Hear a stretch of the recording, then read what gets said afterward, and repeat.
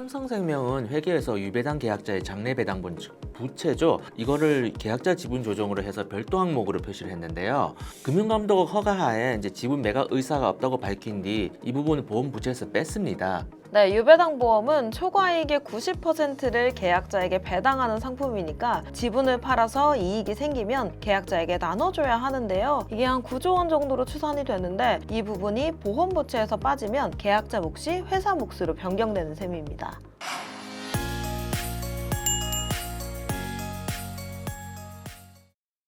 회계는 기업의 언어라고 하죠. 재무제표의 숫자로 현상을 들여다봅니다. 더 벨스 뷰. 오늘은 삼성생명을 둘러싼 회계 이슈를 조명해보려 합니다. SR본부의 허인혜 기자와 함께합니다. 저는 원충이입니다. 네, 안녕하세요. SR본부 허인혜입니다. 사태의 개요를 설명하자면 논점은 두 가지입니다. 하나는 삼성생명이 삼성화재의 지분 15% 이상을 소유하게 되면서 보험업법상 자회사로 편입을 했는데요. 여전히 관계기업이 아닌 금융자산으로 두고 있다는 게 첫 번째입니다. 두 번째는 삼성생명이 과거 유배당 상품 보험료로 산 삼성전자와 삼성화재의 주식을 보험부채로 공시하지 않은 점입니다. 이는 금융당국이 허용한 일탈 회계인데요. 자사주 소각으로 그 전제 조건이 깨졌는데도 지속되고 있다는 지적입니다. 허 기자, IFRS에서 이제 자회사를 분류하는 기준은 지배력이잖아요. 지배력이 있는 곳은 종속기업이라고 해서 이제 연결 재무제표에 반영하고 지배력은 없지만 유의미한 영향력이 있다고 하면 관계기업으로 분류해서 지분법으로 반영하잖아요.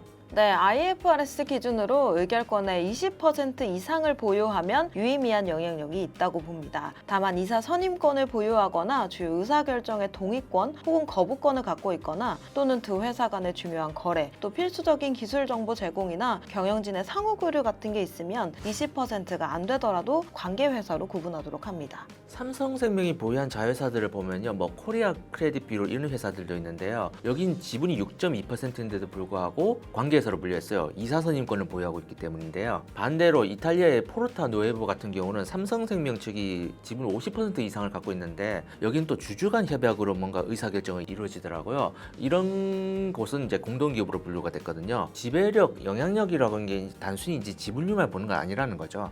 회계 문제를 제기한 측, 그러니까 한국회계기준원이나 시민단체죠. 여기에서도 이런 부분을 지적합니다. 이사회에 참여하지 않더라도 지분구조상 1대 주주인데다 또 삼성화재 임원이 삼성생명의 대표가 되거나 반대로 삼성생명의 출신이 삼성화재의 대표이사가 되는 등 임원 교류가 여러 차례 있었다는 거죠. 반대측, 그러니까 삼성하고 감사인은 3일 회계법인이죠. 이들은 보험업법상 자회사 편입이 그렇게 유의미한 영향력이 있다고 보지 않는 거거든요.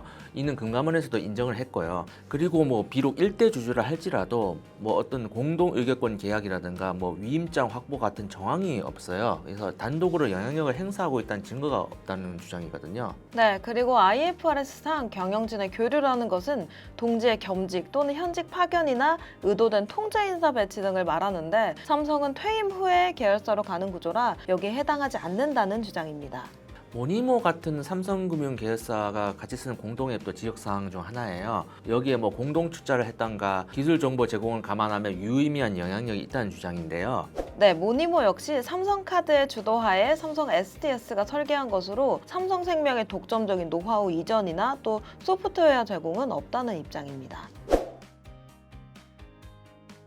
또 다른 논점이 있던 유배당 이슈잖아요. 이제 삼성생명이 90년대 이전에 팔았던 유배당 보험의 가입자 보험료를 기반으로 삼성전자나 삼성화재의 지분을 취득한 게 그 시작입니다. 삼성생명 회계상 유배당 계약자의 장래 배당분 즉 부채죠. 이를 계약자 지분 조정으로 별도 항목 표시를 했는데요. 금감원 허가하에 지분 매각 의사가 없다고 밝힌 뒤 이 부분을 보험 부채에서 뺐습니다. 그래서 삼성 측은 삼성전자의 주식을 매각할 의사가 없다고 분명히 밝혔습니다. 유배당 보험은 초과이익의 90%를 계약자에게 배당하는 상품인데요. 지분을 팔아서 이익이 생기면 계약자에게 나눠줘야 합니다. 계약자 지분이 약 9조 원 정도로 추산이 되는데 이 부분이 보험 부채에서 빠지면 계약자의 몫이 회사 몫으로 변경이 되는 셈입니다. 그게 일탈 회계 이슈의 쟁점이잖아요. IFRS 원칙상으로는 안 맞지만 계약자의 오해를 초래할 우려가 있다 해서 금감원 허락하에 이제 변칙적인 회계를 적용한 건데요. 2022년 당시 금감원은 이제 계약자 목표시는 좀 더 보수적으로 회계 처리해야 된다. 뭐 이런 내용하고 또 이를 감독 회계에서는 계약자 목을 뭐 반영하지만 이를 IFRS까지 확대 적용하는 건 아니라고 판단했죠. 삼성전자의 주식 가치를 매번 부채로 올리면 재무제표 변동성이 너무 급증할 수 있다는 우려 때문인데요. 삼성생명을 비롯해서 유배당을 팔았던 모든 보험사가 같은 일탈 회계를 적용하게 됐습니다. 다만 이는 전제 조건이 변하지 않는다는 가정하에서 이루어진 판단입니다. 그 전제가 이제 삼성전자 주식을 팔지 않겠다고 한 거잖아요. 그런데 지난 2월 삼성전자가 밸류업하면서 자사주를 소각했거든요. 그러다 보니까 삼성생명하고 삼성화재의 삼성전자 지분율이 자연스럽게 오르게 되고 이게 금산분리 원칙에 위배된 기준까지 올라갔거든요. 그래서 이 두 회사도 전자지분을 일부 팔았던 거고요.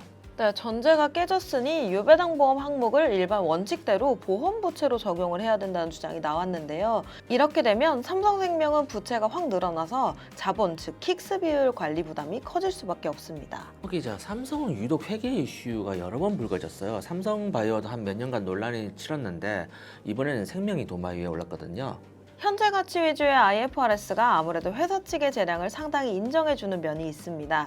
그래서 이런 문제가 자꾸 발생하는 것 같은데요. 그래서 감독 기관의 재량이 큽니다. 이는 정권이 바뀔 때마다 해석이 달라질 수 있다는 뜻이기도 합니다. IFRS가 2011년에 도입됐고 이제 한 14년 정도 됐습니다. 보험은 2022년에 IFRS 17이 실시됐는데요. 그렇다 보니까 아직 회계 불확실성이 존재한 듯합니다. 이 문제는 결국 금감원에서 1차적 결론이 날 것 같은데 그것으로 끝나지 않을 것 같은 예감이 들거든요. 앞으로도 이 문제는 몇 번 더 다뤄봐야 할 것 같습니다. 박 기자 오늘 수고하셨습니다. 네, 수고하셨습니다.